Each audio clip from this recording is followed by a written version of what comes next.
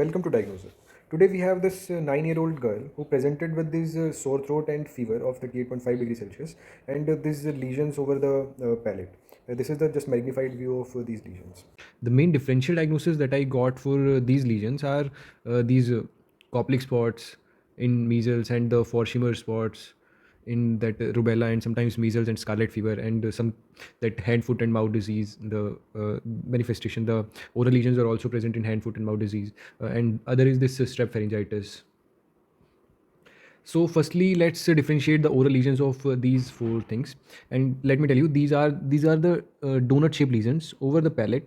As you can see, the clearly donut-shaped lesions, and these are not petechial lesions. So, this is the characteristic lesion that is seen in the streptococcal pharyngitis.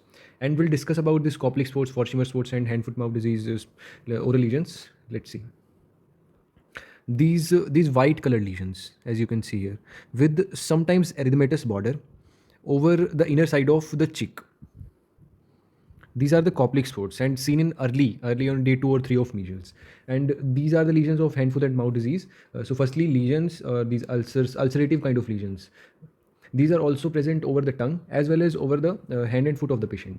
So this is a differentiating point. And these are Forschimer spots, as you can see. These are basically petechial lesions, and these lacy red colored lesions over the palate of the patient. These are Forschimer spots, but these are not diagnostic for that rubella. These are also seen in measles and sometimes scarlet fever also. Now let's come to our case. This is the case of this streptococcal pharyngitis. We'll follow that same rule that we follow in all other videos. Like, firstly, we'll discuss about what is this disease, why it occurs, how it presents, how to diagnose it, and in the end, how to treat this case. So firstly, with our what, it is basically an infectious disease and that occurs due to group A streptococcus infection, and it is one of the most common disease by which a patient usually present to a physician. Now in our why, it occurs basically in a pediatric age group, but yeah, adult cases are also present. But cases after the age of 40 years are quite rare.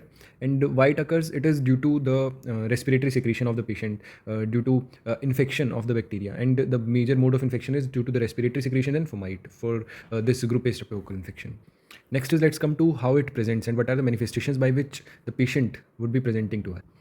The major symptoms by which the patient presents is this presence of sore throat and the presence of fever. The fever is basically abrupt onset of fever. Well, it is also associated with the cough and sometimes nausea and vomiting also. In the physical examination, what we can find is the presence of cervical lymphadenopathy and sometimes that inflammation, that these red color spots over the palate, and we can also find exudates over that tonsillar area. Now let's come to the complications, and there are a lot of complications in this disease, and these are quite severe ones. And these are the ones that we are trying to prevent by giving some kind of treatment to the patient. And complications can be basically divided into two types. One is non-suppurative complications and one is suppurative complications. And suppurative complications are basically due to the spread of the infection. Like this infection may spread here and may lead to any abscess formation, or sometimes may lead to formation of any cellulitis over this area.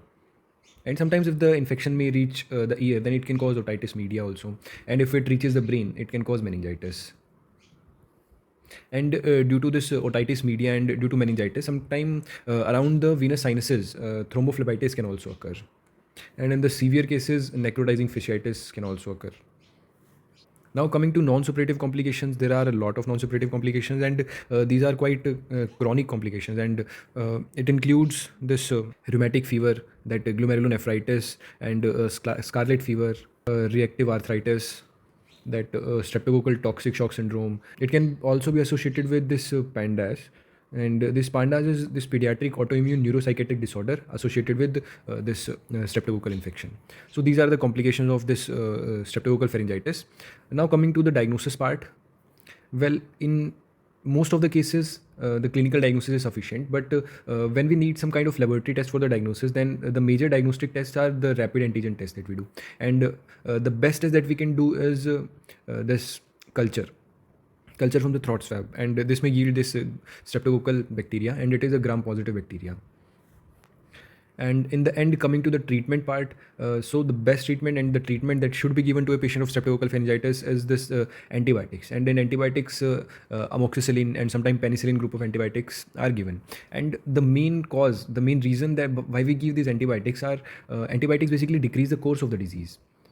But we are not worried about the course of the disease to be that much, but we are more worried about the complications, and the complications are quite severe and quite disabling for the patient. So this is all about the streptococcal pharyngitis. If you have any questions regarding this disease, you can DM me on my Instagram handle at Diagnose It, or you can post those questions in the comment section below, and I'll try to answer that. So thank you, and don't forget to like and share this video and subscribe to my channel. Thank you.